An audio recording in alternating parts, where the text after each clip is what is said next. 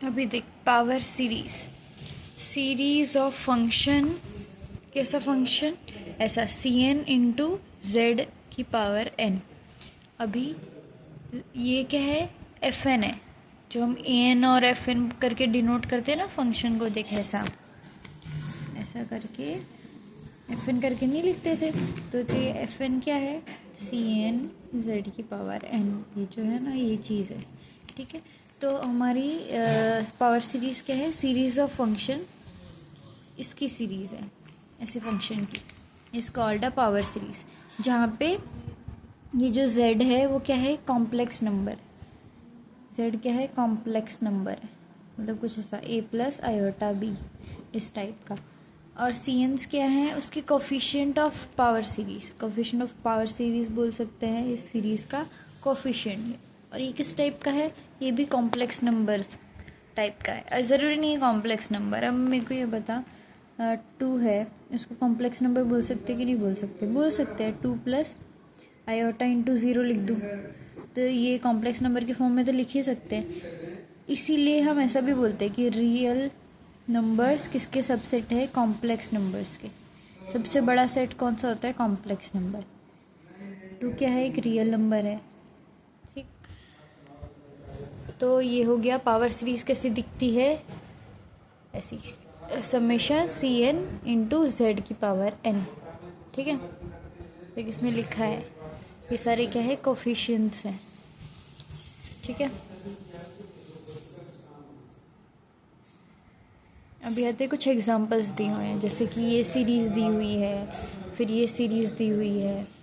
ठीक है, इसमें ऐसे देखा जाए ना तो कोई cn टाइप का कुछ है नहीं, cn जैसा, मतलब cn इस टाइप का।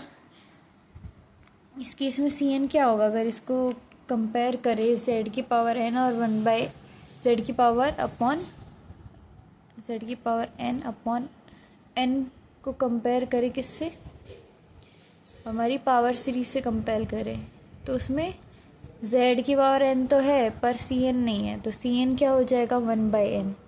ठीक, तो ये कुछ 4 एग्जांपल्स हैं, जिसको हमें क्या करना है, determine the points where the series is convergent. किन किन पॉइंट्स पे ये सीरीज़ कन्वर्जेंट है, ठीक है, वो हमें दिखाना है, बताना है। ठीक है, तो इसको प्रूफ करने का तरीका क्या है, देख इसमें हम यूज़ करेंगे रूट टेस्ट यूज़ करेंगे। पहले तो ये सीरीज़ थी, उसको हमने लिखा जिसमें z क्या है, कॉम्प्लेक्स नंबर है और z नॉट इक्वल टू 0 है। ठीक है, फिर z n की पावर n, इस चीज़ को, ये जो सीरीज़ थी उसको हमने कैसे लिख दिया, a n, मतलब ये z की पावर n अपॉन n को हमने क्या लिया है, a n लिया है। ठीक है, अब यूजिंग रूट टेस्ट हम कन्वर्जेंट किससे प्रूफ करेंगे, रूट टेस्ट से। रूट टेस्ट क्या था, रूट टेस्ट ये था, अगर हमें कोई भी सीरीज़ को कन्वर्जेंस प्रूफ करना है तो पहले हम एक अल्फ़ा बनाएंगे, जो कि क्या है, limit of supremum of root over ये an का मॉड्यूलस। ठीक है, फिर अगर ये अल्फ़ा लेस देन 1 आता है तो कन्वर्जेंस, ग्रेटर देन 1 आता है तो डाइवर्जेंट। ठीक है, तो हम एक अल्फ़ा लेंगे, अल्फ़ा क्या था, limit supremum of root over n an। ठीक है, an क्या था, z की पावर n। ठीक, अब n क्या है, पॉजिटिव ही है, तो यहाँ से n के ऊपर से मॉड्यूलस हट जाएगा, तो ये आ गया z के ऊपर। ठीक है, और अंडर रूट था, अब ये अंडर रूट ना nth रूट है, ये जो दिख रहा है रूट, ये क्या है, इस पे n लिखा हुआ है, मतलब ये ऐसा कुछ है, an का मॉड्यूलस अंडर रूट n लिखा है ना, उसका मतलब है an का मॉड्यूलस की पावर में 1/n। इसका सिंपल सा मतलब ये होता है, इसीलिए। ठीक है, तो ये इसका मतलब ये था। फिर इसको अब डिवीजन में दोनों है तो रूट इधर और इधर, ऐसे डिवीजन में ऐसे रूट अलग अलग हो जाता है, तो ये दोनों कर दिया। अब देख, z की पावर n लिखी है और उसके ऊपर अंडर रूट लगा है जो कि nth रूट है, तो ये दोनों हट जाएंगे तो क्या बचा, z बचा। और नीचे आया n रूट n। ठीक है, अभी देखिए, अभी ये जो मॉड्यूलस z है वो चीज़ क्या दिखाता है, जैसे मॉड्यूलस z लिखा है और z क्या है, कॉम्प्लेक्स नंबर है, मतलब a प्लस आयोटा भी इस टाइप का कोई कॉम्प्लेक्स नंबर है। अब इसका मॉड्यूलस मतलब क्या होता है, इसका मॉड्यूलस होता है अंडर रूट इसका real part a square plus इसका रियल पार्ट b स्क्वायर। ये जो मॉड्यूलस z है उसका मतलब होता है ये। ठीक है, तो ये कोई एक नंबर आएगा, जब मॉड्यूलस z को सॉल्व करते हैं तो क्या आता है, एक नंबर आता है। कॉम्प्लेक्स नंबर में मॉड z का मतलब यही होता है, under root a square plus b square. a square क्या है, ये रियल पार्ट, b स्क्वायर क्या है, ये इमेजिनरी पार्ट। तो इसका क्या आएगा, कुछ नंबर आएगा, और कोई नंबर आ रहा है मतलब ये लिमिट से बाहर आ सकता है, कोई भी नंबर आ रहा है तो लिमिट से बाहर आ सकता है, इसलिए मॉड z को बाहर लिखा है। फिर लिखा है लिमिट सुप्रीमम ऑफ 1/रूट nth रूट ऑफ n। ठीक है, अभी ये जो है ना 1/रूट nth रूट ऑफ n, इसका मतलब क्या है, कोई n नंबर है उसका सुप्रीमम निकालना है। तो ये एक्चुअल में अंडर रूट n और n ये कोई एक पर्टिकुलर वैल्यू है। अब मैं बोलूँ सुप्रीमम ऑफ 1 बताओ, तो क्या होगा, सुप्रीमम ऑफ 1 ही होगा। तो जब कोई पर्टिकुलर नंबर की बात हो रही है तो उसका सुप्रीमम वही चीज़ होगा। अगर यहाँ पे मैं सीक्वेंस लिखती ना तो अलग बात होती है। अभी ये सीक्वेंस नहीं है, ये सिर्फ अभी क्या है, एक नंबर टाइप ही है। ये सीक्वेंस होता तो ऐसे लिख रहा होता कर्ली ब्रैकेट में, इसीलिए ये सिर्फ नंबर है, इसीलिए सुप्रीमम इसका क्या होगा, यही होगा। इसीलिए नेक्स्ट स्टेप में ये हट गया। फिर आते हैं लिमिट, इसकी लिमिट निकालनी है। अभी मैं तेरे को ये वाला फॉर्मूला भी बताती हूँ। ये दिख रहा है जहाँ पे भी पी करके लिखा हुआ था, इसके बिना क्वेश्चन सॉल्व नहीं कर पाओगे। ठीक, तो limit n tends to infinity, nth root of n क्या होता है, 1। nth रूट ऑफ n क्या होता है, 1 होता है। ठीक है, ये याद रखना। अभी लिमिट ऐसे लिखी है 1 under root nth root of n लिखा है। तो ये लिमिट क्या होता है, ऊपर भी लिमिट लगती है, ऐसा लिखा है ना nth root of n limit. तो ये एक्चुअल में क्या होता है, लिमिट टेंड्स टू इन्फिनिटी 1 और limit n tends to infinity n root n, ऐसा होता है। ठीक है, ऐसे मतलब एक पे लिमिट लगाई है ना तो ये न्यूमरेटर और डिनोमिनेटर दोनों पे चली जाती है। इसकी लिमिट क्या होगी, 1 ही होगी, और इसकी लिमिट का फॉर्मूला मैंने बताया कि 1 होगा।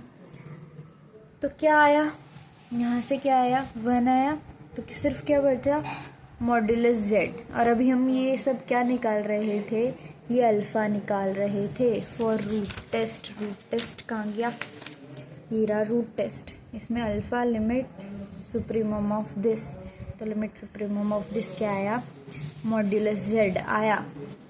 तो अभी हम क्या बोल रहे थे, अगर अल्फ़ा लेस देन 1 हो तो ये कन्वर्जेंट, ग्रेटर देन 1 हो तो ये डाइवर्जेंट, और इक्वल टू 1 आ जाए तो ये टेस्ट फेल। तो अभी हमारा क्या आया, मॉड्यूलस z आया। तो अगर ये z बाय रूट टेस्ट ये कन्वर्जेंट रहेगा, अगर ये मॉड्यूलस z क्या है, लेस देन 1, डाइवर्जेंट कब होगा, जब मॉड्यूलस z क्या है, ग्रेटर देन 1। तो यहाँ पे कोई डाउट ये पूरे क्वेश्चन में, ये कैसे प्रूव किया वो हमारा हो गया। तो ये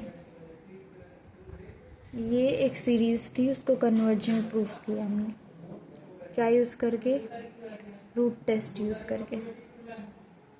अभी देख, अभी एक थ्योरम दी है जिसमें बोला है कि एक पावर सीरीज़ दी हुई है। पावर सीरीज़ कैसी दिखती है, समेशन Cn इंटू जेड की पावर n, ऐसी दिखती है पावर सीरीज़।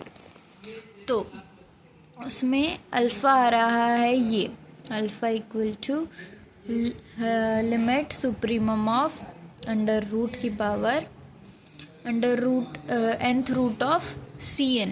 देख ऊपर जो था ना उसमें हम क्या कर रहे थे, एक्चुअल में रूट टेस्ट क्या बोल रहा था, रूट टेस्ट क्या बोल रहा था, ये जो भी हमसे सीरीज़ दी हुई है उस पूरी सीरीज़ का लिमिट सुप्रीमम आना चाहिए, पूरी सीरीज़ का लिमिट सुप्रीमम, और अंडर रूट में वो पूरी सीरीज़ आनी चाहिए, है ना।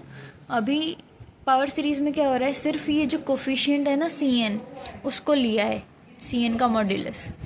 तो ये याद रखना कि पावर सीरीज जब ऐसी दी हो तो अल्फ़ा को क्या डालो, अल्फ़ा ऐसा लो कि √Cn, मतलब जहाँ पे an था उसकी जगह Cn आ जाना चाहिए, ख़त्म बात।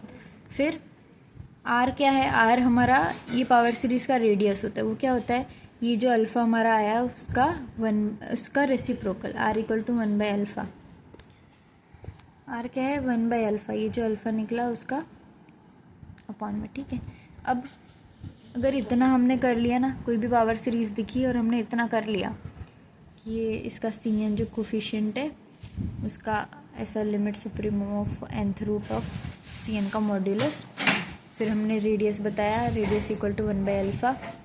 तो अगर ये r0 आए, r0 कब आएगा, जब 1/∞ हो, मतलब अल्फ़ा क्या हो हमारा इन्फिनिटी, तब r हमारा 0 आएगा।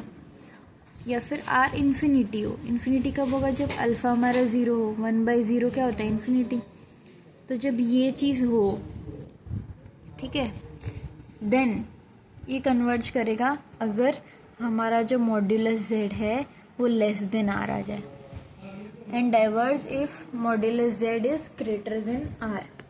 r कैसे निकालना है वो समझ आया, पहले अल्फ़ा ये डिफाइन करना है, r ऐसे निकालना है 1/α, ठीक है। और उसमें जो ये भी चेक करना है कि r जो हमारा निकला, अगर r हम 0 पुट करते हैं, अगर अल्फ़ा हम इन्फिनिटी पुट करते हैं तो r हमारा 0 आना चाहिए।